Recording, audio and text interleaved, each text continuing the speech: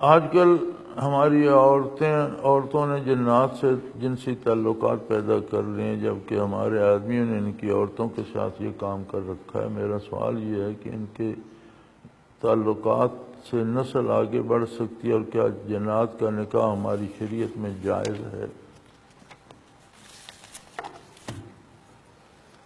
یہ واقعات ملتے ضرور ہیں تاریخ میں، لیکن بہت کم ہیں، بڑے شاذ ہیں۔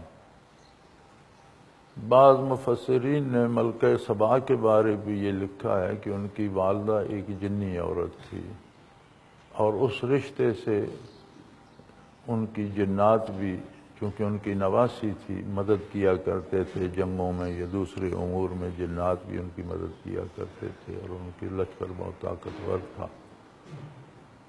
تو اقام المرجان فی احکام جان، ایک کتاب ہے اقام المرجان فی احکام جان، اس میں اس پر بحث کی گئی ہے کہ جنات اور انسانوں میں جنسی تعلق ہو سکتا ہے یا نہیں۔ تو اس میں یہ ثابت کیا گیا ہے کہ جنات اور انسانوں میں جنسی تعلقات ہو سکتے ہیں، لیکن انسان تو چونکہ جنات کو دیکھ نہیں سکتا، اس لیے انسان تو ان سے تعلق پیدا کرنے سے رہا۔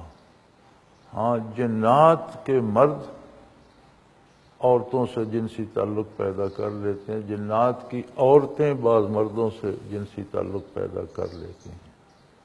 اب اس میں بعض علماء نے تو اس کو تسلیم نہیں کیا کہ یہ جائز نہیں ہے، لیکن اس اقام المرجان فی احکام جان میں وہ حوالے بھی دیے گئے، جیسے ملکہ سبا کا، اور بھی حوالے دیے گئے ہیں کہ فلاں عورت سے جنی مرد کا نکاح ہوا تھا، فلاں مرد سے جنی عورت کا نکاح ہوا تھا، وہ حوالے بھی اس میں دیے گئے ہیں، اور یہ کہا گیا ہے کہ یہ درست ہے، جائز ہے، وہ بھی مکلف مخلوق ہے وہ بھی۔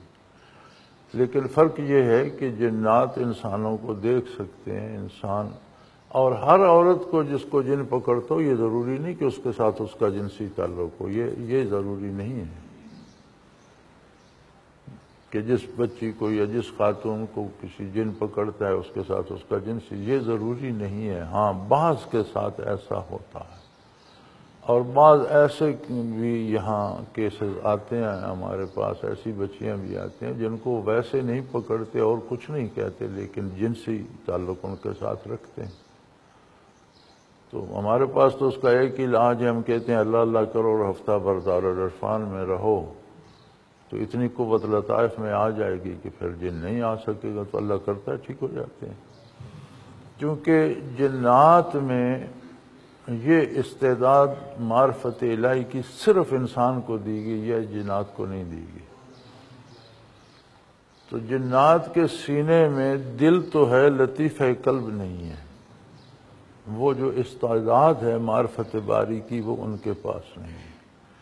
اسی لیے سارے قرآن کریم میں سورہ جن میں بھی آپ کو یہ تو ملے گا کہ جو اللہ کی اطاعت کرے گا یجرکم من عذاب علیم، اللہ اسے دردناک عذاب سے بچا لے گا، جو نافرمانی کرے گا اسے عذاب دے گا۔ لیکن کہیں یہ نہیں ملتا کہ جنات جنت میں بھی جائیں، حالانکہ قرآن میں جگہ جگہ انسانوں کے حق میں تو یہ ملتا ہے کہ تمہارے لیے جنت ہے، تم جنت میں جاؤ گے، جنت میں یہ نعمتیں ہیں، جنت کے لیے دعا کرو، جنت کے لیے کوشش کرو، فی ذالک فلیتنافس المتنافسون۔ اگر کسی کے مزاج میں لالچ ہی ہے تو پھر وہ جنت کا لالچ کرے، دنیا کی چیزوں کا کیوں کرتا ہے؟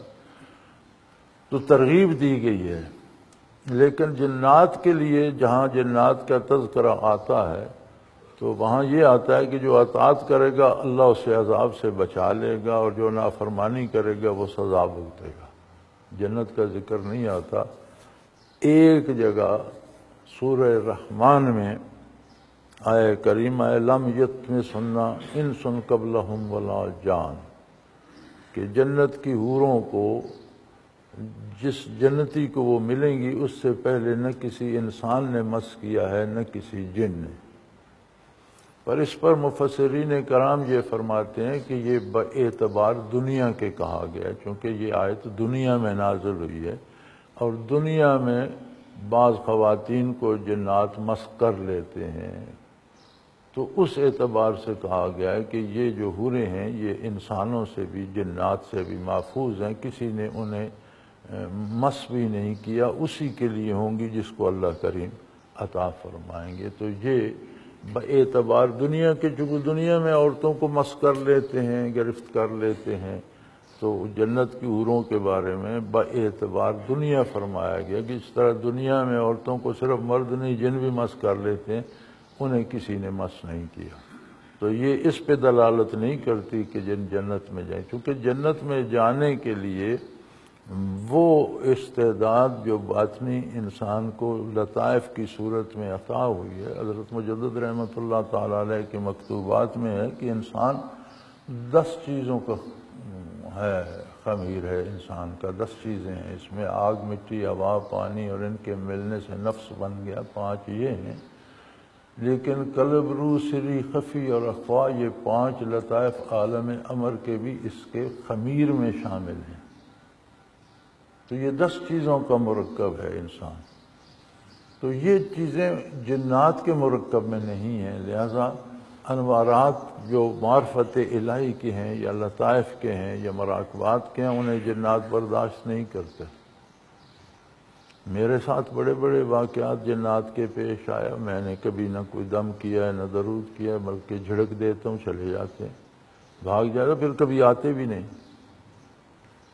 یہاں ایک واقعہ تھا منارہ میں، ایک لڑکے کو جن پکڑتے تھے، تھوڑا پریشان کرتے تھے، نوجوان تھا، بڑا خوبصورت سا بچہ تھا، 18-20 سال کا نوجوان تھا، اور جن نے پکڑ لینا، اسے بھگانا، پھر جھاڑیوں میں سے گزارنا، کپڑے پھٹ جانے، وجود پر کانٹے، زخم ہو جانے، لکیریں پڑ جانی، پہاڑ کے نیچے بھگا کر لے جانا، نیچے سے بھگا کے اوپر چڑھا لے آنا، تو بڑا پریشان کر کے پھینک جانا، تو زخمی ہو جانا، اس نے کپڑے پھٹ جانے، پریشان حال۔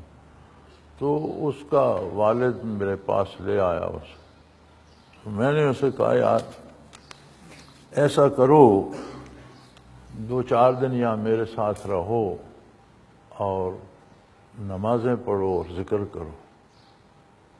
وہ کہنے لگا جی یہ نماز وماز مجھ سے نہیں پڑھی جائے، اور کوئی علاج بتائیں۔ میں نے کہا اور تو میرے پاس نہیں ہے، تو تم نماز نہیں پڑھ سکتے، مجھے تم سے کوئی دلچسپی نہیں، جاؤ۔